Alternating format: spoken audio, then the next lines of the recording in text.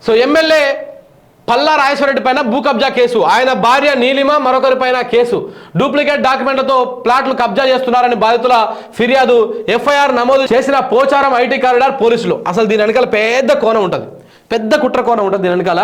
నేను ఇది చెప్తా, అసలు ఏం జరిగింది దీంట్లో అనేది నేను మీకు వివరించేటువంటి ప్రయత్నం చేస్తా విత్ పేపర్లతో సహా దీన్ని అలా వీళ్ళు హైలైట్ చేస్తూ ఉన్నారు.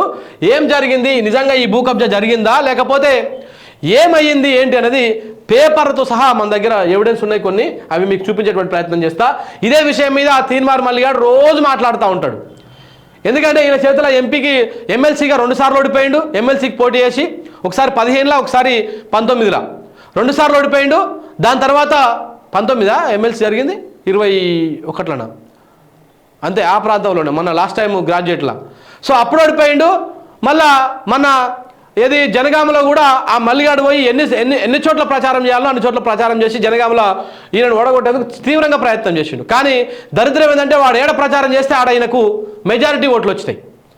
సో కాబట్టి అసలు వాస్తవం ఏంది, దీని వెనకాల మల్లిగాడు ఉన్నటువంటి ప్రమేయం ఏంది, మల్లిగాడు ఎంత బ్లాక్మెయిల్ చేసి ఎంత వసూలు చేయాలన్నటువంటి ప్రయత్నం చేసిండు, ఎవరి మనుషులు అయిన దగ్గరికి పోయిర్రు విత్ సీసీటీవీ ఫుటేజ్తో పాటు, దీంతో పాటు ప్రతిదీ ఎవిడెన్స్ తోటి మీకు తొందరలోనే మీ ముందుకు వివరించేటువంటి ప్రయత్నం చేస్తాం.